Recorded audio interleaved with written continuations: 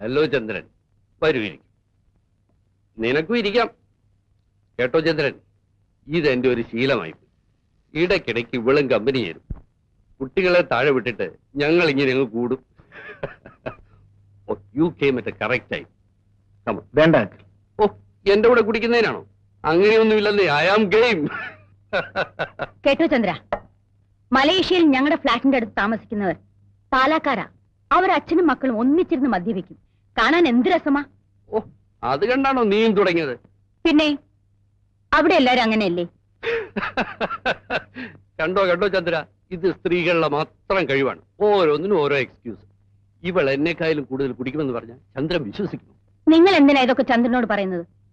ചന്ദ്രന് നിങ്ങൾ നന്നായിട്ട് അറിഞ്ഞൂടെ? അതിരിക്കട്ടെ. You want beer? No uncle. ഞാൻ നിർബന്ധിക്കുന്നില്ല. I really appreciate your bill. ഇത്ര ചെറുപ്പത്തിൽ. ചന്ദ്രൻ എന്താ ചെറുപ്പം? പെണ്ണ് കിട്ടില്ലെന്ന് പറഞ്ഞ് നടക്കുകയല്ലേ? എന്താ തീരുമാനത്തിൽ വല്ല മാറ്റമുണ്ടോ? നീ അതും ഇതും പറയാതെ പോയി ഊണ് വിളമ്പ്. ചന്ദ്ര, നന്ദി വാക്ക് പറയാന്ന് വിചാരിക്കരുത്. മക്കളുടെ ഓരോ എഴുത്തു വരുമ്പോഴും ഞങ്ങൾ അവരുടെ കൂട്ടത്തിൽ ഉള്ളതിനേക്കാൾ കൂടുതൽ സുരക്ഷിതത്വം ചന്ദ്രന്റെ കൂടെ അവർക്കുള്ളതായി ഞങ്ങൾക്ക് തോന്നാറുണ്ട്. ചന്ദ്രനോട് എന്തിനാ നന്ദി പറയുന്നത്? അനിയത്തിമാരായിട്ട് വേറെ ആരാ ഉള്ളത്? By the by, how is Kamalam? Kamala ചേച്ചിയും കുട്ടികളും അടുത്ത ആഴ്ച വരുന്നുണ്ട്. ബ്രദറിൻലോ ഓൾ ഇന്ത്യ ടൂറിൽ. നീ താഴെ പോയി എന്തെങ്കിലും കഴിക്കാനെടുക്ക സരസ്വതി. ഞങ്ങൾ ഇതാ വരുന്നു.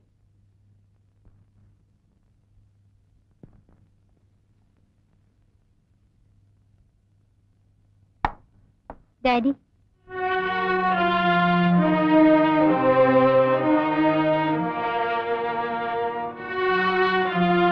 എന്താ മോളെ? Come on tell me. ഒന്നുമില്ല. മോളെ ഡാഡിയുടെ കൂടെ നടക്കാൻ വരുന്നോ?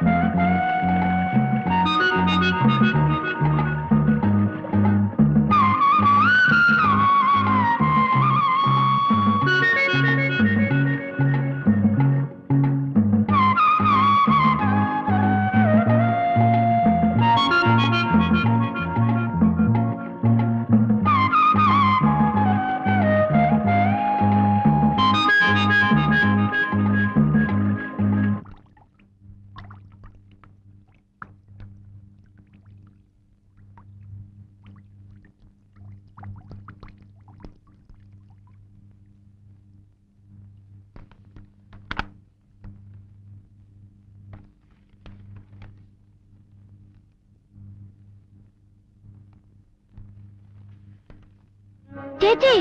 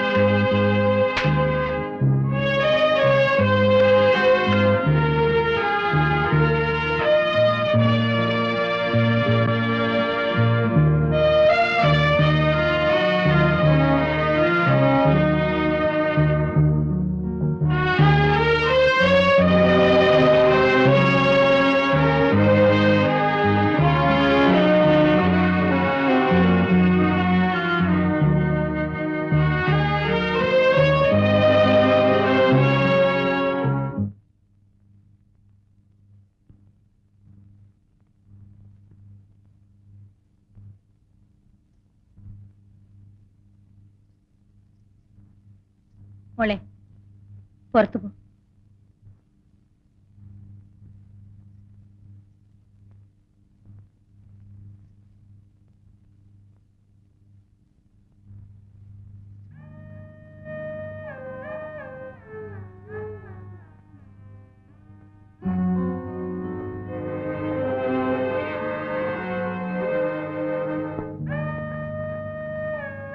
ഞാൻ പറയുന്നത് അനുസരിക്കുന്ന മോക്ക് നല്ലത്.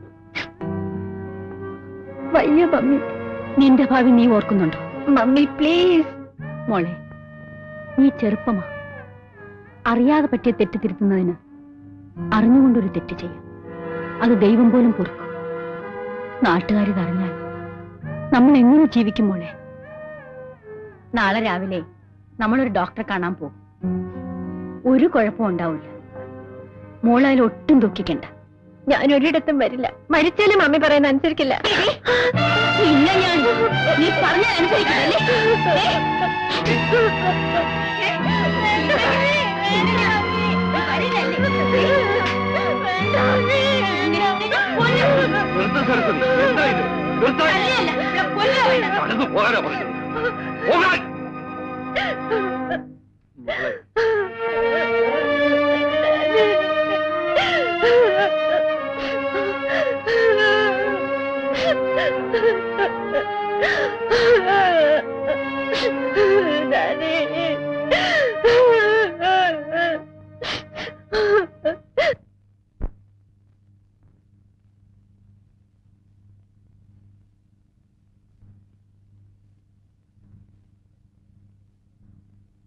ഇത്രയും വലിയ ക്രൂരനാണ് നീയെന്ന് ഞാൻ അറിഞ്ഞിരുന്നില്ല.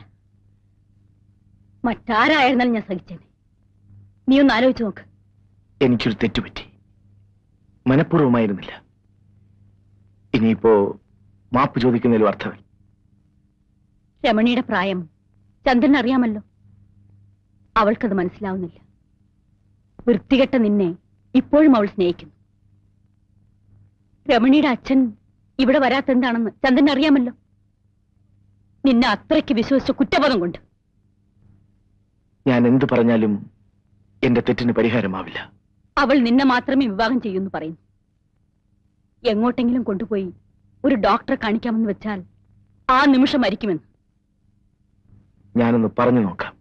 വേണ്ട, നീ ഇനി അവളോടൊന്നും സംസാരിക്കണ്ട. ഒരു ഉപകാരം മാത്രം ചെയ്താൽ മതി. നീ അവളെ കാണരുത്. കുറച്ചുകാലം നിന്നെ കാണാതിരുന്നാൽ രമണിയുടെ മനസ്സ് മാറിയേക്കും. ശരി, ഞാൻ മാറി നിൽക്കാം.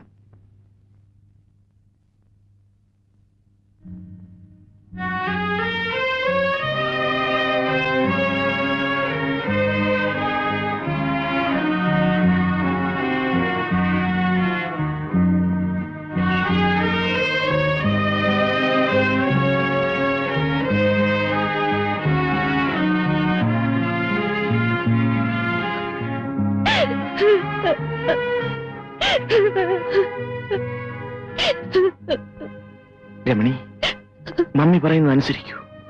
അത് മാത്രമേ ഉള്ളൂ രക്ഷ. ഞാൻ ഇവിടെ കഴിയാം, മരിക്കുന്നത് വരെ. രമണി, വീട്ടിലേക്ക് പോകൂ. ഞാൻ പറയുന്നത് കേൾക്കൂ. ഇല്ല, ഞാൻ പോയില്ല. ആര് പറഞ്ഞാലും അനുസരിക്കില്ല.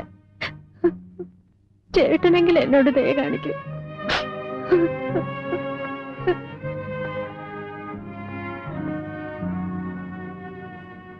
രമണി, ഇത്തരം കാര്യങ്ങൾ സാധാരണമാണ്. എനിക്കും നിനക്കും. ശരി, ഞാൻ പോകാം.